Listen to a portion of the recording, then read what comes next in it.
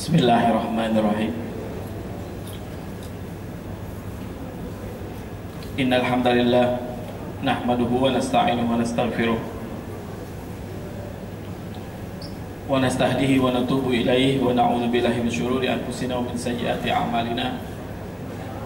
May yahdihillahu fahuwal muhtadi wa man yudlil falan tajida lahu waliyyan mursyida. Asyhadu an la ilaha illallah wa asyhadu anna Muhammadan abduhu wa rasuluh, amma ba'd. Hayyikum bi tahiyatil Islam. Assalamualaikum warahmatullahi wabarakatuh. Waalaikumsalam. Puji syukur mari kita sama-sama panjatkan kehadirat Allah Subhanahu wa taala atas limpahan karunia, atas kudrah dan iradahnya.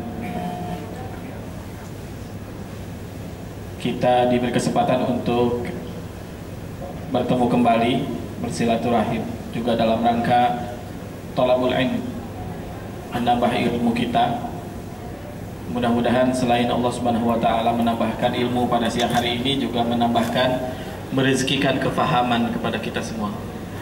Salawat dan salam moga selalu terlimpah kepada junjungan kita Habibana Nabiyana Muhammad sallallahu alaihi wasallam, kepada keluarga, sahabat, serta siapapun yang setia dengan ajarannya, mengamalkan sunnahnya, berseru dengan seruannya, mengangkat tinggi panji-panjinya. Mudah-mudahan sampai kepada kita dijadikan umatnya yang akan mendapatkan syafaat yaumul mahsyar. Amin ya Allah ya rabbal alamin. Hadirin hadirat rahimakumullah, ini adalah pertemuan yang ketiga.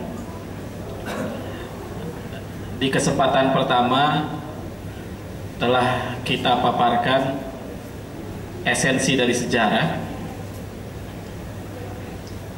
Kita mempelajari bagaimana sejarah itu bermula, terutama yang berkaitan dengan manusia itu sendiri, sebagai tugasnya Khalifatullah, sebagai duta Allah Subhanahu wa taala di bumi. Dan kita bisa menyaksikan bahwa percaturan antara duta Allah dengan yang menentangnya ini sebuah pertempuran yang tidak pernah berhenti sampai kepada Nabi kita Muhammad SAW. Kemudian di pertemuan kedua juga kita telah bahas secara ringkas bagaimana sejarah itu berlanjut selepas risalah itu dipegang oleh Muhammad SAW, Nabi kita, Rasul kita, juga Nabi dan Rasul sampai akhir zaman. Kemudian bagaimana risalah itu dilanjutkan oleh orang-orang yang setia dengannya dari kalangan sahabat, tabi'in, salafus soleh, para pembaharu yang Allah siapkan setiap 100 tahun. Juga seorang pemimpin yang dijanjikan di akhir zaman, yang diberi gelar Al-Mahdi, pemimpin yang diberi petunjuk, yang diberi panduan, Al-Imamul Mahdi. Nah, pada kesempatan hari ini kita akan mengupas lebih lanjut tentang bagaimana sebuah peradaban itu muncul dan bagaimana sebuah peradaban itu tenggelam. Jadi manusia dengan sejarahnya yang sangat panjang melahirkan berbagai macam peradaban. Sebuah peradaban itu berakhir biasanya karena dua hal. Satu, jika peradaban itu berlandaskan aturan yang datang dari Tuhan, yang dibawa oleh para nabi, maka berakhirnya peradaban itu ketika pengusung peradaban itu sudah mulai meninggalkan inti ajaran pokok dari apa yang dibawa oleh para utusan itu. Maka ketika itu terjadi, Allah menguasakan musuh kepada mereka. Pada awalnya mereka adalah peradaban yang memegang teguh ajaran-ajaran para utusan Allah. Ketika mereka mulai berpaling, kemakmuran mulai datang, inti ajarannya sudah hilang, maka peradaban itu berakhir dengan cara Allah menguasakan musuh kepada mereka. Contohnya Daulah Abbasiyah berakhir di tangan Hulagu Khan, Mongol ya. Nanti kita cerita lebih lanjut di situ. Kemudian kalau peradaban itu sejak awal memang bukan berasal dari utusan Allah, artinya peradaban yang sudah ada, walaupun pernah datang utusan Allah ke situ memberikan peringatan tetapi ditolak. Nah, biasanya pada umumnya peradaban ini berakhir dengan cara Allah Subhanahu wa taala menghabiskan mereka, menurunkan bencana, menurunkan azab kepada mereka. Nabi Nuh ditenggelamkan, orang-orang yang ingkar, orang-orang yang tidak beriman kepada Nabi Nuh, semuanya binasa di zaman Nabi Nuh. Datang kaum Ad, mereka tidak menerima utusan Allah.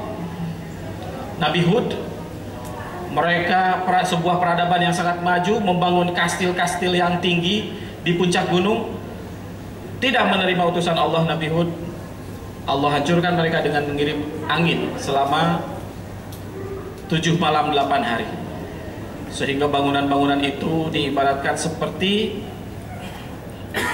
pohon-pohon yang tumbang, hilang, musnah peradaban itu. Datang kaum Samud, umat Nabi Soleh, mereka belajar bahwa kaum sebelum mereka, kaum Ad, dibinasakan dengan angin yang besar sehingga meluluh lantakan apa yang mereka perbuat. Maka mereka tidak lagi membuat bangunan-bangunan tinggi di puncak gunung, tetapi mereka melubangi gunung-gunung itu, dibikin gua, dibikin istana-istana megah. Peninggalan mereka masih bisa kita lihat di Yordania, di daerah Petra. Datang utusan Allah kepada mereka, didatangkan mukjizat berupa unta yang keluar dari batu. Mereka ingkar terhadap utusan Allah, maka mereka dibinasakan dengan cara gempa. Begitulah berlanjut, setiap peradaban itu menolak apa yang dibawa oleh para utusan Allah, maka peradaban itu berakhir. Nah, kita akan mempelajari pemicu-pemicu dari bangkitnya. Tadi kita belajar, sekilas saya sampaikan bagaimana peradaban itu berakhir. Sekarang lebih kepada bagaimana peradaban itu muncul, apa pemicu yang biasanya digunakan. Untuk apa kita belajar hal ini? Agar kita memahami, mengetahui, dan memilih kira-kira trigger mana yang bisa kita gunakan kalau kita merasa diri sebagai sebuah bangsa yang besar.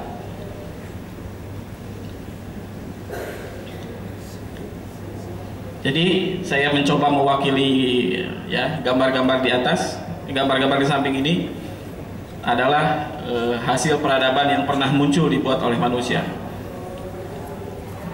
Setiap bangsa itu mendapat giliran memimpin peradaban, baik itu peradaban yang berasaskan kebenaran atau bukan.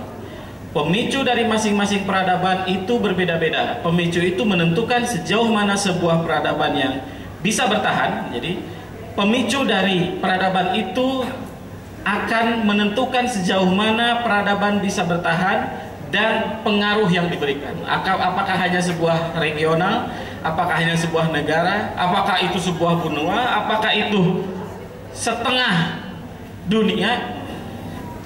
Berapa lama? Apakah hanya puluhan tahun, apakah 1 abad, 2 abad, 3 abad, itu tergantung dari trigger yang dipilih.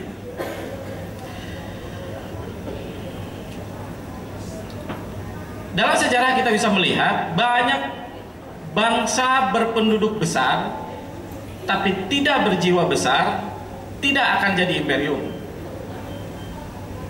Sebaliknya, bangsa berpenduduk kecil tetapi berjiwa besar banyak yang bisa membangun sebuah imperium. Bangsa berjiwa besar bukan kebetulan tetapi didikan sejak kecil. Bangsa berjiwa besar adalah bangsa yang punya pegangan dan cita-cita. Sebagai contoh, kerajaan ataupun daulah ataupun khilafah Turki Utsmani bercita-cita sejak awal memang ingin menaklukkan benteng Konstantinopel. Sejak daulah itu berdiri, sejak khilafah itu berdiri, yang ditanamkan dari para pendirinya adalah kita ini sedang menagih janji Tuhan akan menaklukkan Konstantinopel, akan menjebol benteng Konstantinopel seperti yang diprediksi oleh Rasulullah 7 abad yang lalu. Rasulullah pernah bersabda bahwa benteng Konstantinopel akan ditaklukkan oleh sebaik-baik pemimpin dan sebaik-baik pasukan. Berpuluh-puluh kali umat Islam mencoba tetapi selalu bertemu dengan kegagalan. Sampai berdirinya Khilafah Utsmaniyah, Daulah Utsmaniyah, sebuah negara kecil tadinya, pendirinya sudah mengatakan kita ini target utamanya adalah menaklukkan benteng Konstantinopel. Sebuah cita-cita yang terus turun-temurun diturunkan dari seorang khalifah, dari seorang raja kepada raja berikutnya. Saya sudah cerita bagaimana seorang soleh keturunan Abu Bakar yang bernama Syamsuddin, karena kesolehannya diberi gelar Al-Wali, Syamsuddin Al-Wali, datang dia kepada Sultan Bayazid, kakeknya Sultan Muhammad Al-Fatih, dan mengatakan bahwa cucu Anda inilah orang yang dijanjikan oleh Rasulullah akan menaklukkan benteng itu. Jadi sebuah cita-cita besar itu adalah merupakan sebuah pewarisan. Seringkali orang yang mencetus cita-cita besar itu dirinya sudah tidak ada, dirinya sudah hanya tinggal pusara, tetapi apa yang dicita-citakan itu terjadi mungkin 10 tahun, 20 tahun, 30 tahun, mungkin 100 tahun setelah dia meninggal. Baru dilihat apa yang dicita-citakannya itu wujud. Jadi kalau kita sebuah bangsa yang besar, berjiwa besar, bercita-cita besar, jangan mimpi membangun peradaban atau memegang peradaban kalau apa yang diajarkan di sekolah-sekolah kita itu hanya mengajarkan kesuksesan pribadi atau keluarga. Jangan bermimpi peradaban. Diajarkan bagaimana seorang itu bisa sukses, bagaimana sukses itu mungkin sekupnya lebih besar keluarga. Ya, hanya itu yang akan muncul, tidak akan muncul sebagai sebuah bangsa yang besar, yang punya cita-cita besar, karena sejak awal itu yang diajarkan. Nah, apa sebab yang menjadikan suatu bangsa itu bercita-cita dan berjiwa besar? Trigger apa yang pernah dipilih oleh seseorang untuk mewujudkan peradaban itu? Mari kita belajar satu persatu. Ada 6, dan kita ambil contoh kasusnya. Pertama adalah, trigger yang pertama itu adalah nation atau negara. Contohnya Mussolini, contohnya Genghis Khan, contohnya Napoleon. Itu adalah orang-orang yang memilih triggernya, triggernya adalah isunya, triggernya negara atau nation. Penanaman rasa sebagai sebuah bangsa besar yang mampu menaungi bangsa lain. Rasa dan cita-cita ini melahirkan fasisme. Jadi kita ambil contoh Mussolini dan fasisme. Menciptakan sebuah negara Italia yang kuat, memiliki militer hebat, menaklukkan dan menjajah bangsa lain di dunia. Mussolini berhasil mengkampanyekan, menanamkan kepada dirinya bahwa bangsa Italia adalah bangsa yang kuat. Kemudian keyakinan itu ditanamkan kepada seluruh penduduk Italia pada waktu itu, sehingga mereka yakin betul bahwa mereka adalah bangsa yang beda dari bangsa yang lain. Mereka adalah sebuah negara yang besar. Yang kedua, trigger yang kedua adalah ras. Contohnya siapa? Adolf Hitler atau bangsa Spartan. Ini saya ambil 2 gambar. Hitler dan bangsa Arya. Hitler meyakini bahwa ras Arya adalah ras unggul. Keyakinan ini juga dipaksakan dan dipropagandakan kepada seluruh penduduk Jerman pada waktu itu. Karena inilah mereka menjajah, memperbudak ras lain. Keyakinan ini membawa kepada satu jiwa yang besar, akhirnya membawa mereka kepada suatu perjuangan yang besar. Pada Perang Dunia Kedua, sebagian Eropa dikuasai oleh Jerman. Berapa kali Perang Dunia itu? 2 kali, dan selalu melibatkan Jerman, kan? Bahkan Perang Dunia yang pertama itu mengakhiri kekhilafahan Turki Utsmani, karena Daulah Utsmaniyah berpihak kepada Jerman, dan Jerman adalah pihak yang kalah perang. Tetapi kedahsyatan trigger yang digunakan oleh Hitler ini pernah berjaya di Jerman, pernah menguasai Eropa. Walaupun usianya hanya beberapa puluh tahun saja. Seperti trigger yang pertama tadi, nation, tidak akan lama. Hanya berpuluh-puluh tahun. Memang mungkin seperti Genghis Khan dengan Mongolianya pernah menaklukkan sebagian besar Asia, tetapi tidak lama.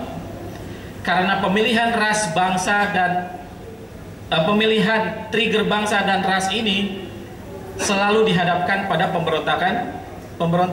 Setiap satu bangsa menguasai bangsa yang lain, maka bangsa yang lain itu tidak akan tinggal diam dikuasai oleh bangsa. Setiap satu ras memperbudak ras lain, maka ras itu tidak akan tinggal diam dalam perbudakan, dalam penjajahan itu. Jadi kedua trigger ini dia bisa dianggap sebagai trigger yang paling lemah, nomor 1 dan 2. Kita akan melihat ada trigger yang ketiga yang efeknya jauh lebih besar, pengaruhnya jauh lebih kuat. Kira-kira apa? Yang ketiga apa? Ideologi. Ini gambar siapa? Karl Marx dengan Adam Smith. Dua-duanya pengasas ideologi.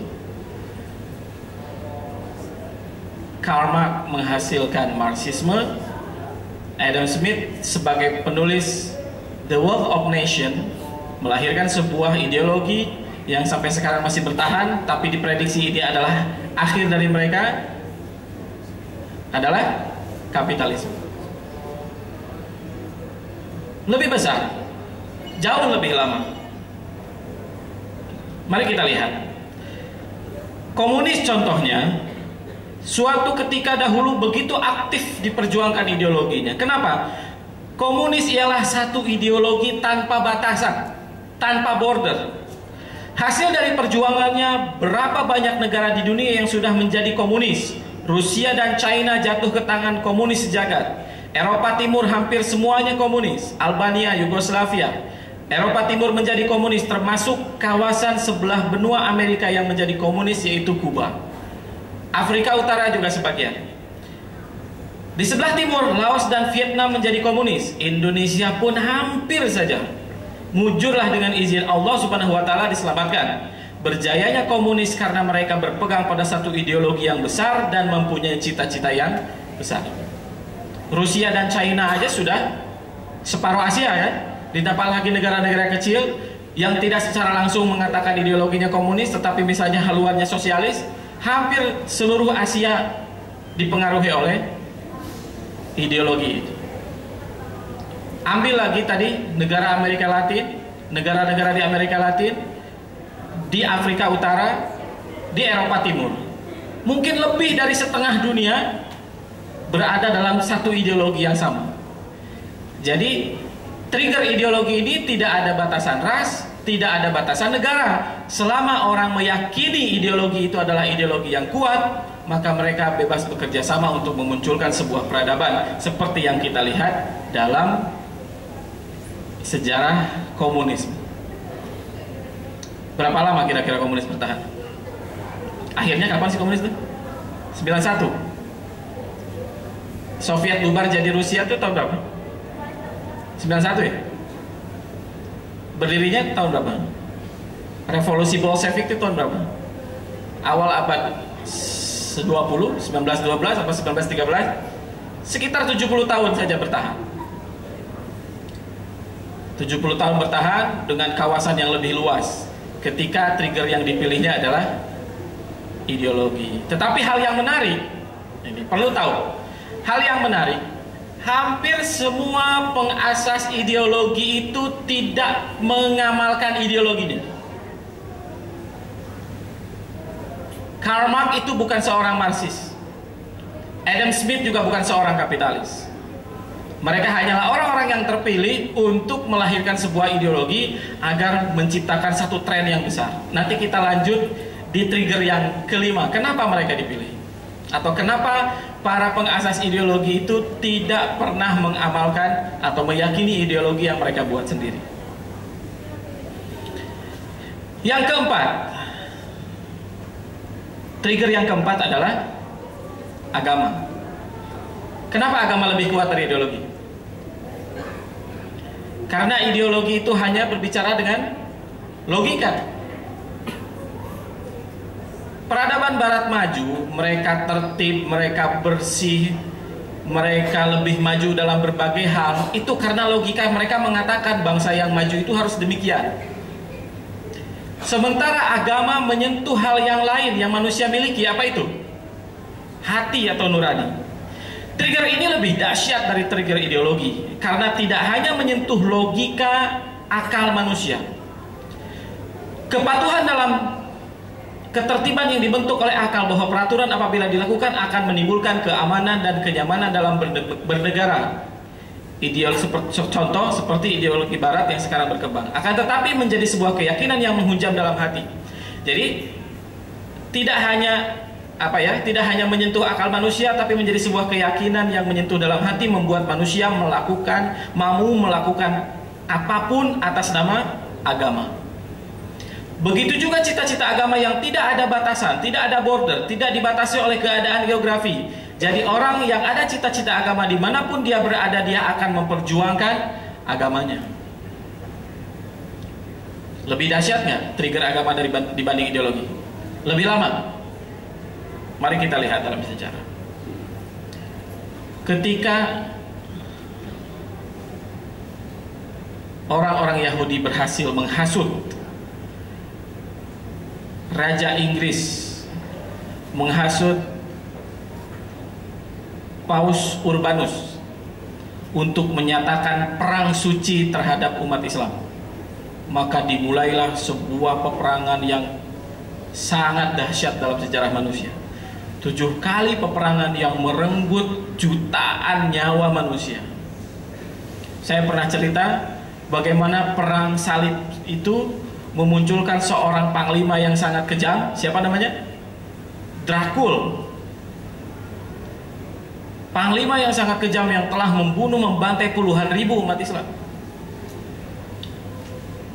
Untuk mengelabui atau menghilangkan jejak hitamnya, dimunculkanlah seorang tokoh yang bukan manusia, yang haus darah. Padahal sebenarnya panglima itu, karakter Dracula itu untuk menutupi sejarah yang sebenarnya.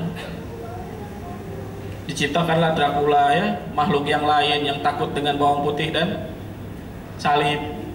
Bahkan akhir-akhirnya sedikit dibumbui cinta-cinta yang kisah-kisah yang romantis. Semua pada nonton pasti kan gitu. Ditunggu-tunggu seri berikutnya. Sebenarnya itu adalah sebuah pengelabuan sejarah yang menutupi sosok yang sebenarnya Panglima Dracul yang telah membantai ribuan bahkan mungkin jutaan umat Islam. Hukuman yang paling mengerikan yang dibuat oleh Dracul, hukuman mati dengan cara disulat. Disulat, ditusuk tuh dari belakang dengan kayu yang sudah ditajamkan, tembus sampai kepala, dipanggang berhari-hari. Tidak dilihat itu laki-laki, perempuan, bahkan anak kecil, bayi pun dapat perlakuan yang sama. Kekejaman yang begitu di luar logika manusia atas nama agama. Ketika Andalusia ditaklukkan, diumumkan semua yang masih beragama Islam, umat muslim yang tidak sempat keluar dari Spanyol, Exodus, silahkan berkumpul di Selat Gibraltar. Kami akan menanggung biaya kepulangan ke Afrika Utara, ke negara-negara Arab. Kumpul mereka semua. Apa yang terjadi? Setelah mereka berkumpul di selat itu, diberi perahu untuk nyebrang? Tidak, dibantai habis. Itu tanggal 1 April yang mereka sebut sebagai April Mob. Setelah itu mereka bikin sebuah institusi, namanya Inkuisisi, mencari-cari orang-orang muslim yang masih tersisa, yang pura-pura tidak Islam, yang ibadah secara sembunyi-sembunyi.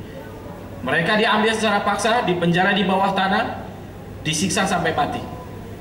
Sebuah kejahatan kemanusiaan yang tertutupi selama 300 sampai 400 tahun, sampai Napoleon menaklukkan Spanyol. Mereka menemukan fakta yang sangat mengerikan. Di bawah gereja itu tempat penyiksaan umat Islam yang sangat mengerikan. Sebagian besar pasukan Napoleon muntah hanya karena melihat peralatan penyiksaan yang mereka gunakan, tidak melihat proses penyiksaannya. Ini dilakukan atas nama agama. Di Indonesia mari kita lihat hal yang baru terungkap belakangan, dan mungkin saja ada benarnya. Mungkin saja ada benarnya.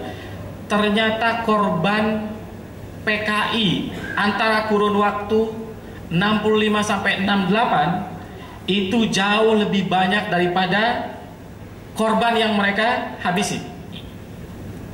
Memang revolusi Partai Komunis Indonesia itu banyak menanam korban.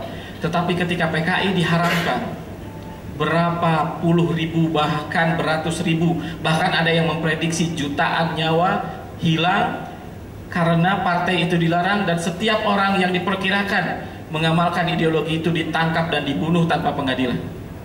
Dilakukan di Sumatera Utara, di Sumatera Selatan, di Jawa Barat, di Jawa Tengah, dan di Jawa Timur. Sebuah perlakuan yang tidak manusiawi atas nama agama. Jadi walaupun atas nama agama lebih dahsyat, tapi terkadang efek destruktifnya pun masih ada. Berarti ada trigger yang lebih hebat dari itu. Apa itu? Mari kita lihat. Ini yang lebih dahsyat dari agama. Apa? Trigger yang digunakan oleh Yahudi sebagai satu bangsa. Saya sebut saja trigger Yahudi. Mereka bercita-cita besar karena trigger. Artinya Yahudi ini menggabungkan 4 trigger sebelumnya. Apa saja tadi? Bangsa, ras, ideologi, dan agama. Ini digunakan oleh Yahudi semuanya. Maka tidak heran berganti kepemimpinan, berganti era, berganti kerajaan jadi era republik, jadi negara, tetap saja mereka adalah satu bangsa yang berkuasa. Kenapa? Mereka memilih keempat trigger sebelumnya. Yahudi tidak banyak pengikutnya. Ada sedikit di Jerman dan ada sedikit di Inggris dan Amerika. Yahudi bercita-cita besar. Yang tinggal di Palestina sekitar 5 juta saja. Kalau dikumpul dari seluruh dunia sekitar 12 juta orang saja. Mereka hidup bertebaran di dunia, sebab banyak yang diyakininya hingga keyakinan itu menjadi pendorong kepada mereka. Akhirnya negara Arab yang ada 320 juta penduduk itu berada di bawah kungkungan Yahudi, walaupun Yahudi tidak menjajahnya secara fisik.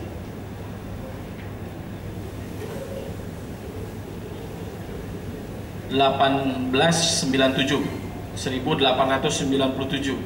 seorang Yahudi namanya Theodor Herzl mengumpulkan seluruh Yahudi atau utusan-utusan Yahudi untuk bikin konferensi di Belgia, di Basel. Melahirkan sebuah gerakan yang disebut dengan gerakan Zionisme. Peserta konferensi dari seluruh dunia datang. Setelah konferensi berakhir, Theodor Herzl membagikan 2 buah buku kepada setiap utusan konferensi itu. Satu buku ilmiah yang menjelaskan kenapa Yahudi perlu memiliki sebuah negara. Judul buku itu The Jewish State, negara Yahudi. Kepada peserta konferensi juga dibekali satu buku fiksi, cerita tentang seorang Yahudi yang mengembara ke seluruh dunia, ingin menemukan negara, tanah yang dijanjikan atas mereka. Judul novelnya adalah The Old New Land. Buku ini dibagikan kepada seluruh peserta. Akhir konferensi, Theodor mengatakan 50 tahun lagi kita akan memiliki sebuah negara. Terjadi tidak? Tepat 1948, 50 tahun kemudian, negara Israel Raya dideklarasikan di Timur Tengah. Menunjukkan dahsyatnya mereka dalam mengatur, dalam merencanakan. Karena pilihan trigger tadi, mereka menggabungkan keempatnya. Coba lihat.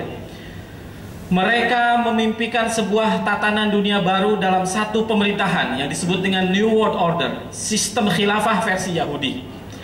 Memimpin dunia dengan di bawahnya negara-negara yang menyokong kepemimpinannya. Berkeyakinan yang kedua, mereka berkeyakinan sebagai ras unggul, keturunan para nabi Bani Israel. Efek dari keyakinan ini, Yahudi pencetus riba, tetapi mereka sendiri tidak menerapkan riba pada setiap transaksinya, hanya menerapkan kepada transaksi dengan selain kaum Yahudi. Bunga bank itu haram buat mereka, bunga itu haram. Tetapi ketika mereka bertransaksi dengan selain mereka, mereka gunakan itu. Dalam segi agama, mereka berkeyakinan semua masuk neraka kecuali Yahudi. Hampir semua ideologi yang lahir ada peranan Yahudi. Namun dalam mengerjakannya, saya salah menulis ini adik saya menulis, maksudnya Karl Marx tidak melaksanakan ideologi itu. Kemudian menjajah Palestina dan merencanakan perobohan Masjidil Aqsa. Mereka juga lah yang mengeksploitasi semua kekayaan alam suatu bangsa dengan alasan agama. Jadi kelima-limanya mereka pilih. Mereka mencita-citakan sebuah tatanan dunia baru, New World Order. Mereka berkeyakinan sebagai ras unggul, bangsa keturunan para nabi. Ya. Dalam hal agama mereka sangat aneh. Mereka yakin bahwa mereka itu Tuhan tidak akan pernah marah kepada mereka. Kemudian mereka yakin tidak akan masuk neraka. Kalaupun masuk neraka hanya beberapa saat saja. Itu diceritakan Allah dalam Al-Quran. Kemudian mereka juga menjajah sebagian besar bangsa di dunia, walaupun tidak menjajah secara fisik. Tapi pada buktinya, seorang pemimpin negara di negara manapun akan tunduk pada hal ini. Tidak ada seorang pemimpin dunia, apalagi negara yang strategis, kecuali mereka ada dalam restu New World Order. Tersisa satu trigger lagi. Tentu inilah trigger yang paling dahsyat, lebih dahsyat dari trigger Yahudi. Apa itu? Trigger ini yang digunakan oleh Nabi Sulaiman dalam menguasai 4/4 dunia. Ya, bahasanya 4/4 dunia, artinya Nabi Sulaiman ini menguasai seluruh dunia. Zulkarnain yang kekuasaannya membentang dari bumi paling barat sampai bumi paling timur. Trigger ini pula yang menggerakkan Nabi Muhammad SAW dan para sahabatnya sehingga menaungi sebagian besar kawasan dunia dengan keadilan pemerintahan, bertahan hampir 7 abad lamanya. Trigger itu adalah trigger Tuhan, bercita-cita besar karena Tuhan. Ayat yang pertama kepada Nabi Muhammad itu sebenarnya sebuah pesan. Ketika bercita-cita besar, ketika ingin bergerak sebagai bangsa yang besar, maka semuanya dilakukan atas nama Tuhan. Iqra bismi rabbika.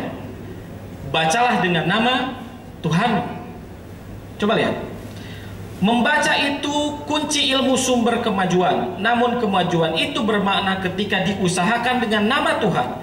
Membaca adalah bagian dari hidup manusia, mewakili perilaku dan tindakan manusia untuk maju. Tidak ada yang lebih dahsyat dari ketika semuanya digerakkan dengan nama Tuhan, berkuasa dengan nama Tuhan, memimpin dengan nama Tuhan. Puncak cita-cita besar itu adalah cita-cita untuk mempromosikan Tuhan, memperkenalkan Tuhan. Cita-cita berasaskan Tuhan ini juga tidak ada batasnya. Orang yang memiliki cita-cita ini hanya memikirkan bagaimana hendak mengenalkan Tuhan kepada dunia ini. Kalau begitu mereka berjuang untuk kenalkan Tuhan, artinya mereka berjuang untuk Tuhan. Siapa saja yang ditemuinya, maka dia akan promosikan tentang Tuhan. Dia akan berpikir bagaimana untuk kenalkan Tuhan kepada manusia.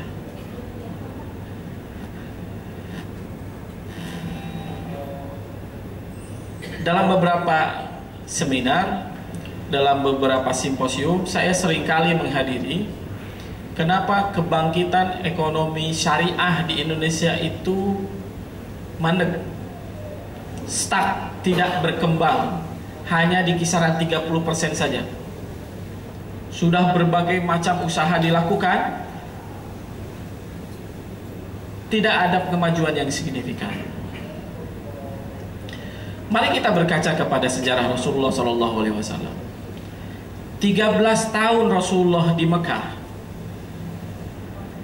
Misinya hanya satu, mengenalkan Tuhan kepada manusia, sehingga Tuhan itu menjadi hal yang sangat dicintai dan ditakuti. Setelah manusia kenal Tuhan, efek yang selanjutnya setelah manusia kenal adalah ketika melahirkan rasa cinta dan takut. Ketika seseorang mencintai, apa yang tidak bisa dikorbankan untuk yang dicintai? Ketika seseorang takut, larangan apa yang sulit ditinggalkan? Ketika Rasul berhasil menanamkan hal itu, dengan sendirinya para sahabat sendiri yang bertanya kepada Rasul, "Wahai Rasulullah, ajarkan kami amalan yang dicintai Allah, ajarkan kami amalan yang paling dibenci olehnya, beritahu kami amalan apa yang mendekatkan kami kepadanya, beritahu kami amalan apa yang menjauhkan kami darinya." Ketika Tuhan itu tertanam dalam jiwa seseorang, syariat itu bukan hal yang dipaksa-paksakan untuk diamalkan. Justru mereka sendiri datang kepada Rasul, minta diadili secara syariat, secara hukum Tuhan. 2 kali terjadi hukum rajam di masa Rasulullah. Seorang yang berzina dilempari sampai mati. Tidak ada karena kesaksian 4 orang saksi. Semuanya dilakukan karena pengakuan orang itu ingin dibersihkan, ingin dihukumi secara syariat. Bagaimana perempuan yang sudah berzina datang kepada Rasulullah, "Ya Rasulullah, saya sudah berzina." Kata Rasulullah, "Tidak. Kamu mungkin mimpi, kamu mungkin perasaan saja." Kenapa? Karena hal dosa, maksiat, ketika Allah tutupi, itu nikmat Allah kepada kita menutupi dosa itu. Tidak perlu kita ungkap-ungkapkan kepada orang. Tetapi perasaan pada sahabat ini, sahabat perempuan ini, sahabiah ini, yang lebih kuat, lebih dominan daripadanya adalah dia yakin hanya ini jalan keselamatan. Dia yakin tidak ada jalan lain. Dia harus dihukumi secara syariah. Maka dia datang kepada Rasulullah, minta ditegakkan hukum hudud atas dirinya. Kata Rasulullah, "Baiklah, kalau kamu memaksa, tunggu apakah kamu benar-benar hamil atau tidak." Ternyata ditunggu, betul dia hamil. Datang kepada Rasulullah, "Ya ini Rasulullah, ini bukti saya berzina. Tegakkan hukum Islam atas diri saya." Kata Rasulullah, "Tidak, sampai kamu melahirkan." Rasulullah tidak pernah bertanya, "Kamu zina dengan siapa?" Tidak pernah bertanya. Pasti ada laki-lakinya, tapi laki-lakinya tidak diketahui siapa. Karena Rasulullah tidak pernah bertanya.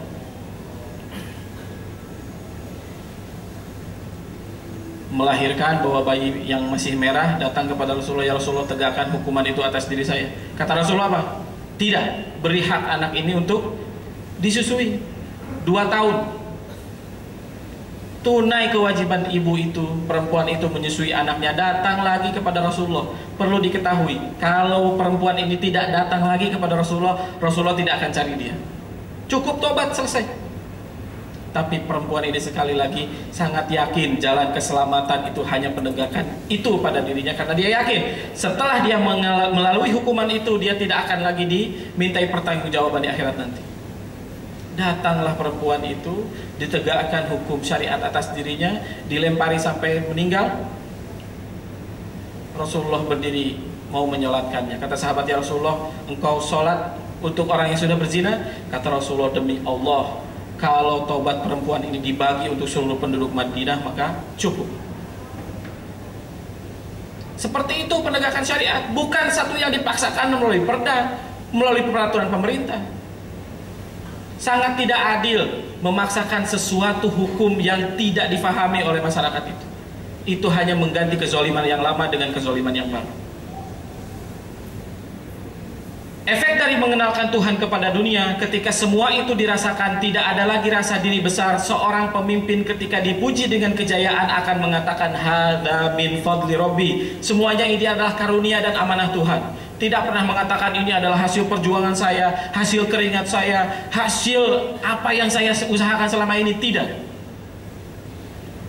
Rasulullah 13 tahun di Mekah, 10 tahun di Madinah, berhasil menancapkan tonggak sejarah sebagai sebuah masyarakat yang betul-betul melaksanakan perintah Tuhan dalam ridho Tuhan. 124.000 orang, generasi terbaik yang pernah dilahirkan oleh manusia. Rasulullah tidak pernah mengatakan ini adalah hasil perjuangan saya.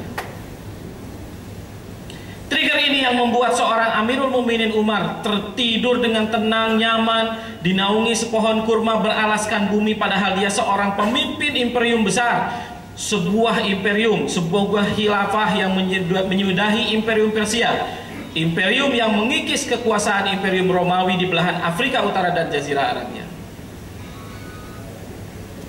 Ketika di masa sulit, Rasulullah mengatakan, "Siapa yang mau berinfak hari ini?" Umar sudah menyiapkan setengah dari hartanya. "Rasulullah, setengah dari kekayaanku saya sumbangkan." Dia mengintip Abu Bakar. Ternyata Abu Bakar menginfakkan semuanya. Kata Rasulullah, apa yang kau sisakan? Allah dan Rasulnya. Apa yang diberikan Umar pada waktu itu, jika dibandingkan apa yang dia dapat ketika menjadi khalifah, ada bandingannya tidak? Setara tidak? Apa yang dikeluarkan Umar dan apa yang didapatkan ketika dia jadi khalifah. Masalah menggunakan atau tidak itu hal lain. Umar dipercaya menjadi khalifah, menjadi penguasa kekhalifahan yang sangat luas sekali. Dia boleh menggunakan semuanya, tetapi justru ketika di puncak kejayaannya itu dia berperilaku zuhud. Sebelum Umar menjadi khalifah, Umar pernah memiliki pakaian harganya 1000 dinar. Berapa 1000 dinar? 1 dinar itu 2 juta. 1000 dinar berapa? 2 miliar pakaiannya. Sebelum dia menjadi khalifah, pernah lihat pakaian harga 2 miliar? Bulgari, Armani nyampe segitu kan? Tidak, paling ratusan juta saja. Ini 2 miliar yang digunakan oleh Umar. Tetapi ketika menjadi khalifah, menjadi pemimpin yang sangat mungkin dan sangat boleh dia berbuat mewah dan kaya, pakaian yang dia gunakan itu 18 tambalan. 18 tambalan adat melekat di dalam pakaian kebesarannya sebagai seorang khalifah. Trigger ini pula yang akan menghantarkan umat ini menggapai kejayaan umat untuk kedua kalinya. Kejayaan yang menaungi 4/4 dunia, kejayaan sebuah peradaban besar dengan penegakan prinsip-prinsip Tuhan. Sebelum dunia ini dikiamatkan, tawaran ini berlaku untuk semua bangsa di dunia, semua boleh berlomba. Allah sudah berjanji, Islam sebelum kiamat harus muncul lagi, harus berkuasa lagi, harus menjadi peradaban dunia lagi. Telah disiapkan pemimpin besarnya, Imam Mahdi dibantu oleh Nabi Isa. Itu janji Allah melalui Rasulullah SAW. Ini akan terjadi. Tidak pernah sekalipun Rasulullah berjanji kecuali dipastikan janjinya itu atas izin Allah terjadi. Maka mesti trigger yang dipilih adalah trigger yang terakhir, trigger Tuhan.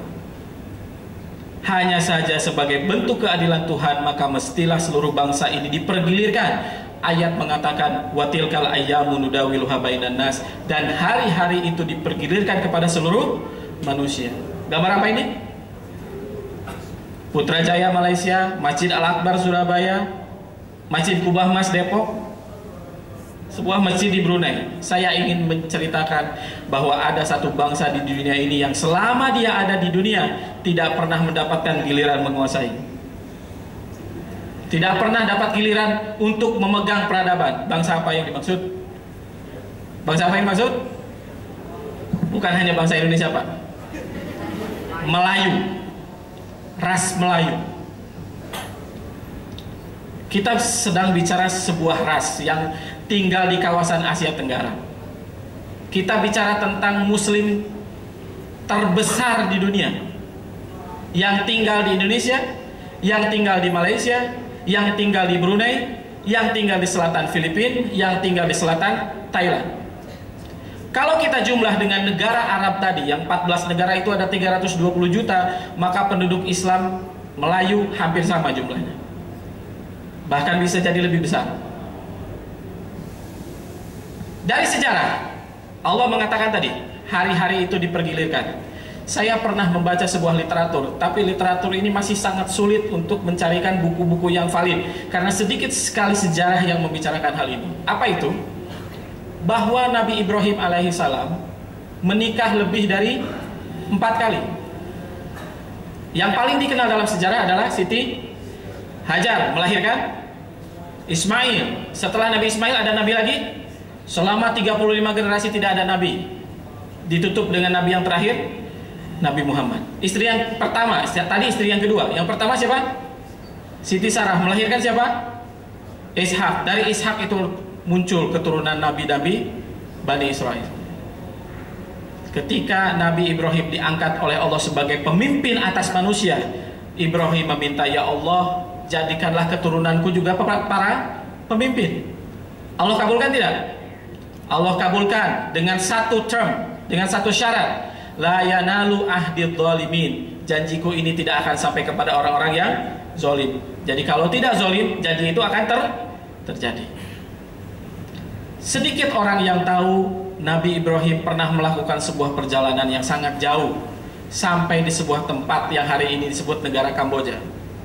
Disitulah dia menikah dengan seorang perempuan, Khatura. Khatura melahirkan bangsa yang sekarang hidup di Indonesia ini, yang berkulit sawo matang. Jangan kecil hati, kita juga keturunan para nabi. Adil Allah itu membagi nabi kepada seluruh dunia. Allah menjamin setiap bangsa datang kepadanya utusan. Allah jamin itu dalam Al-Quran. Hanya saja peradaban besar yang terakhir ini, peradaban Islam terakhir ini muncul dari Arab, sehingga selalu Arab minded. Nabi-nabi itu hanya di sana munculnya, hanya di sana pergerakannya, hanya di sana pengikutnya. Tidak pernah mereka disebutkan sampai ke sini, padahal banyak fakta sejarahnya mereka juga sampai ke sini. Jadi kalaulah giliran bangsa Arab pernah, bangsa Yahudi juga pernah, Allah akan sampaikan janjinya menggilirkan satu bangsa lain yang selama ini tidak pernah menguasai peradaban. Bangsa apa? Bangsa Melayu. Percaya nggak? Harus ada orang yang mengatakan ini, mau ikut atau enggak terserah. Mari kita lihat bukti sekali lagi. Saya nggak tahu sudah cerita atau belum. Ketika Andalusia takluk, ketika Andalusia direbut oleh Spanyol, justru di zaman yang sama, di abad yang sama, Islam mulai diterima di Nusantara, mulai diterima di sini di Indonesia. Padahal Islam sudah mulai masuk sejak abad ke-7. Raja Sriwijaya mengirimkan surat kepada Khalifah Mujadid abad pertama Umar bin Abdul Aziz. Dari Raja Sriwijaya, Raja Nusantara kepada Raja Diraja, Raja Arab. Kami kirimkan berbagai hadiah sebagai bukti perkenalan kami kepada Anda, kepada Tuhan, dan sudi kiranya Tuhan mengirimkan seseorang yang ahli dalam agama Tuhan. Kami ingin sekali mempelajarinya. Itu tulisan Raja Sriwijaya, ditulis oleh Ibnu Abdi Rabbih dalam kitab Al-Iqdul Farid. Sudah ada Islam, tetapi Islam diterima secara besar-besaran justru sekitar abad ke-16. Ya, setuju nggak? Siapa yang membuat Islam itu diterima di Nusantara? Para wali, para sunan. Datang dari mana mereka?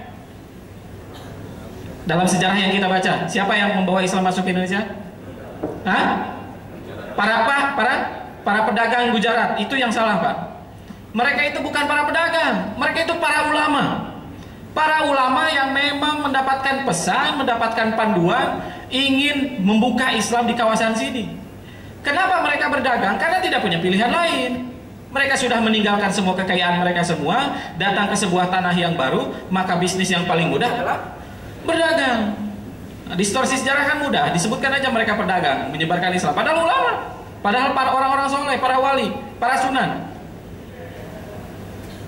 Tidak lama setelah Jawa, terutama dengan Sumatera yang menerima Islam, datang penjajahan Portugis. Belanda mulai masuk, padahal umur Islam itu baru 100 tahun. Bahkan mungkin tidak nyampe. Berapa lama kita dijajah? Pertanyaan saya, 350 tahun dibanding dengan 100 tahun yang dibuat oleh wali itu kan tidak sebanding. Tetapi apakah umat Islam di Indonesia berkurang? Di masa 350 tahun penjajahan itu, padahal penjajah misinya jelas, gold, gospel, glory. Berkurang tidak? Justru makin bertambah. Padahal lihat negara lain, India, negara Islam, sebuah kesultanan dikuasai oleh Inggris. Habis nggak Islamnya? Habis, diseret di Pakistan dan Bangladesh. Kenapa tidak terjadi di sini? Ada apa skenario Allah di sini? Lepas dari penjajahan Belanda, lepas ke Jepang. Setelah itu dipimpin oleh Presiden Soekarno yang kiblatnya kemana? Komunisme. Setelah itu dipimpin oleh Pak Harto yang memberikan kesempatan sebesar-besarnya gerakan kristenisasi Indonesia untuk melakukan gerakannya di sini. Tahun 70 terjadi konferensi kristenisasi terbesar di dunia di Jakarta. Misinya 30 tahun kemudian Indonesia 50%-nya Kristen. Terjadi tidak? Padahal sudah miliaran dolar digelontorkan untuk melancarkan bisnis itu, melancarkan misi itu. Tidakkah kita melihat skenario yang sama ketika Nabi Muhammad SAW muncul di Mekah? Waktu Nabi Muhammad muncul di Mekah, apakah Mekah itu negara atau kawasan yang punya sumber daya alam? Apakah orang-orangnya yang berperadaban? Tidak, Allah sebut sebagai bangsa jahiliyah dan tidak punya penghasilan apa-apa. Tetapi Mekah menentukan perekonomian dua imperium besar. Apa itu? Persia dan Romawi. Setiap pedagang Persia mesti mampir di Mekah sebelum ke Romawi. Sebaliknya, pedagang Romawi mesti mampir di Mekah sebelum ke Persia. Skenario siapa? Sampai-sampai ketika tidak difahami, Allah mengatakan li'ila fi Quraisy ila fihim. Satu surat turun menjelaskan bahwa itu semua adalah skenario Allah Subhanahu wa taala.